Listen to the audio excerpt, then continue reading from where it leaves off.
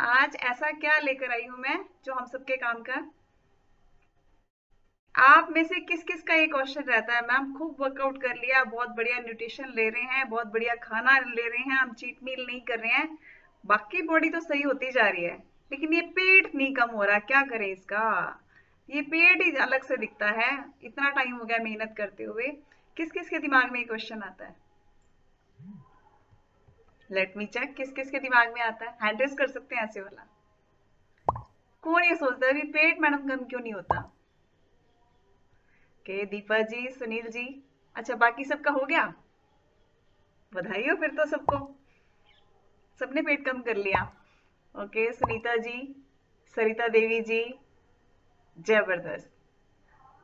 चलिए, ये जो चार पांच लोग जिनकी हैंड रेज हैं और जो हैंड रेज नहीं कर रहे हैं, प्लीज चुपके से मेरा काम भी हो जाए और पता भी ना चले किसी को ऐसे भी होंगे, कोई बात नहीं, उन सबकी हेल्प करेंगे क्योंकि कॉन्फिडेंस बनते बनते टाइम लगता है। तो ग्रेट सुचेता जी, पुतुल जी, सिंधु जी, शालिनी जी। तो आज आप सबके क्वेश्चंस के रिप्लाई मिलने वाले हैं, राइट। और चलिए आज बात करते हैं हम बेली फैट की। ये इतना डेंजरस क्यों है? इंदु जी, ग्रेट। तो बहुत बढ़िया। तो जो बेली फैट है इतना खतरनाक क्यों है, क्या इसका रिप्लाई किसी के पास है आप में से, कि बेली फैट को इतना खतरनाक क्यों माना जाता है? कोई जवाब देने वाला है आप में से? यस सिंधु जी।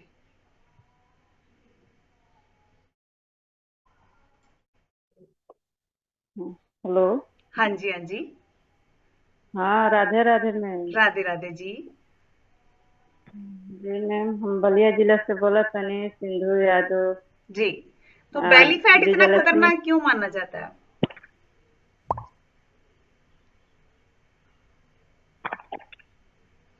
हेलो हाँ जी, बताइए, बेली फैट इतना खतरनाक क्यों माना जाता है? मैम, हम सब पहले से हम बहुत अब सही हो गए हैं मैम। आप पहले से हमारे बहुत वजन रहल है, फैट रहल है। नहीं, मेरा आप जो पहले से क्वेश्चन है हम। आप प्लीज उस पे कंसंट्रेट कीजिए, बेली फैट इतना खतरनाक क्यों माना जाता है? पेट पेट जी। का जो फैट है वो क्यों इतना हाँ खतरनाक जी। माना जाता है? मैम, सब पहले से तो बहुत पेट हमारा चलिए, ग्रेट, हम आपसे रहल है, बहुत लास्ट में इस कम है। बारे में बात करेंगे, पहले से कम हो गया है, लेकिन वो जो मैं चाह रही हूँ वो रिप्लाई नहीं कर पा रहे हैं, कोई दिक्कत नहीं है। तो और कोई बताना चाहेगा बेली फैट इतना खतरनाक क्यों माना जाता है? चलिए, कोई बात नहीं, अगर ओके,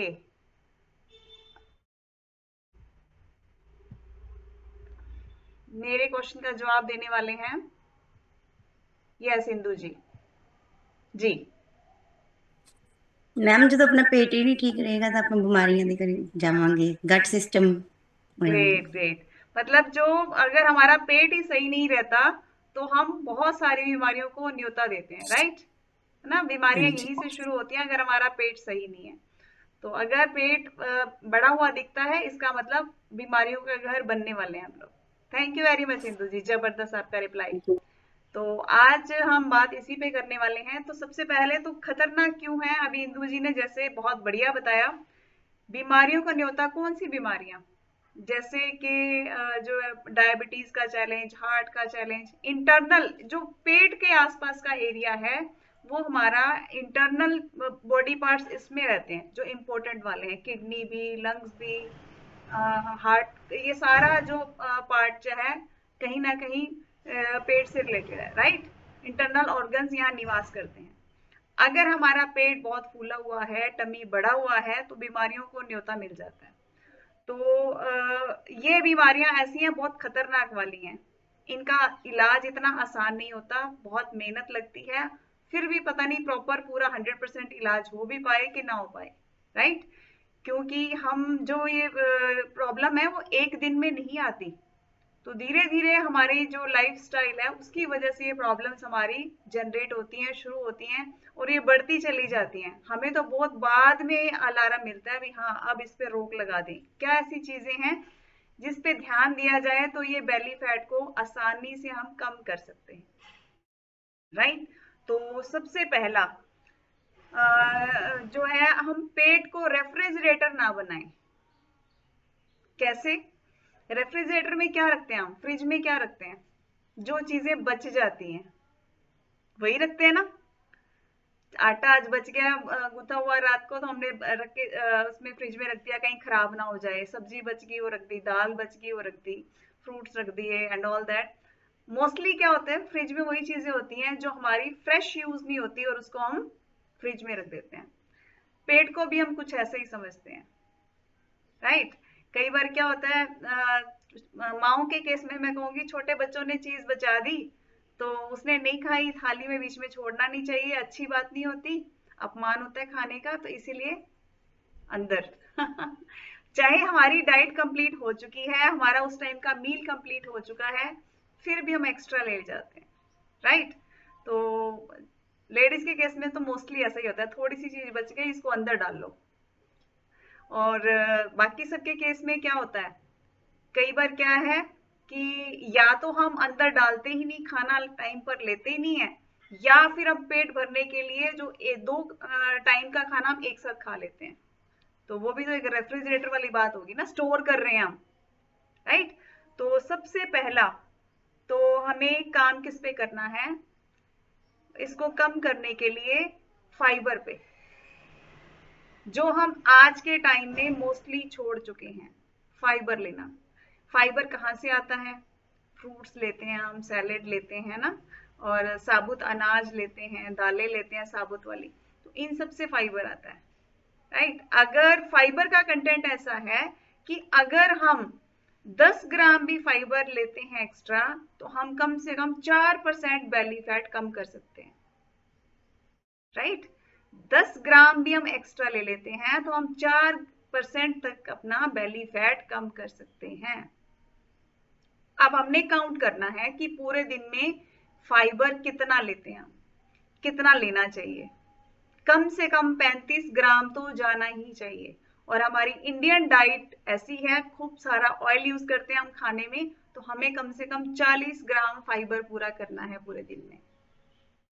ग्रेट। अब आप चेक करें कि हम कितना फाइबर लेके जा रहे हैं, अपने कोच के साथ बैठ के डिस्कस करें क्या क्या फाइबर डाइट आप ले रहे हैं और कहाँ पे हम ओवर ऐड कर सकते हैं। मैं तो यही कहूंगी, यही जो है मेरे दिमाग में रहता है और यही गाइड करते हैं खुद के लिए भी, कि हम जो 5 मील लेते हैं उन 5 मील्स में फाइबर कंटेंट जाए, क्योंकि एकदम से फाइबर हम पूरा नहीं कर सकते किसी एक मील में। अगर करते भी हैं तो एक्सेस फाइबर एक टाइम में पूरा करने से भी डाइजेशन इशू आ सकता है। तो वो अपने पूरे दिन का जो 35 या 40 ग्राम फाइबर की डाइट है वो 5 मील में डिवाइड कर लें, और हर मील में हमें वो फाइबर पूरा करना है, राइट। तो जो सुबह वाला मील है जो हम ब्रेकफास्ट लेते हैं, इसमें बहुत बढ़िया वाला फाइबर है, राइट। इसमें एक्स्ट्रा फाइबर जो फाइबर कम्प्लेक्स या फाइबर टेबलेट वो यूज करके हम ऐड कर सकते हैं। जो फाइबर टेबलेट जो आती है उसमें 2 ग्राम फाइबर होता है, और जो फाइबर कम्प्लेक्स 1 स्कूप यूज करते हैं तो उसमें 5 ग्राम सोल्यूबल और इनसोल्यूबल दोनों तरह का फाइबर ऐड हो जाता है, राइट। तो सुबह के नाश्ते में हम इसके थ्रू पूरा कर सकते हैं अपना फाइबर। और स्नैक्स में बहुत सारे फाइबर के ऑप्शंस हैं, जैसे मैंने बताया fruits and salad, right, sprouts ना, उसके जरिए हम पूरा कर सकते हैं। दोपहर लंच में, लंच से पहले हम सैलेड जरूर खाएं, वहां से फाइबर पूरा कर सकते हैं, राइट। और नाइट में अगर हम शेक यूज करते हैं तो इसके जरिए हम फिर से अपना फाइबर कंप्लीट कर सकते हैं। तो यानी कि एवरेज हर खाने में 10 ग्राम फाइबर आना चाहिए, 10 से 12 ग्राम हम लें। किसी मील में कम हो गया, किसी में थोड़ा एक्स्ट्रा हो गया, तो जो है हम लोग 35 से 40 ग्राम फाइबर तक बड़े आराम से पहुंच सकते हैं। ग्रेट। तो ये रही बात फाइबर की।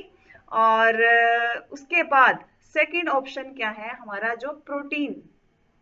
अब प्रोटीन क्यों पूरा करना है, क्योंकि अगर हम कार्ब्स वाली कोई चीज खा रहे हैं, फॉर एग्जांपल मैं राइस का एग्जांपल दूंगी, राइस हम खा रहे हैं, टोटली कार्ब्स हैं, वो पेट भरने के लिए हमें हम ज्यादा खा लेते हैं ताकि उसके बाद लंबे टाइम तक भूख ना लगे। अगर वो हम कम खाएंगे तो जो कार्ब्स होते हैं बॉडी में इजीली डिसॉल्व हो जाते हैं, बहुत जल्दी ग्लूकोज में कन्वर्ट हो जाते हैं, थोड़ी देर बाद फिर भूख लगाती है, राइट। फिर वो एक्स्ट्रा खाने की कोशिश करते हैं, हम राइस हम खा रहे हैं तो बहुत एक्स्ट्रा खाएंगे कि लंबे टाइम तक भूख ना लगे। और वही दूसरी जगह अगर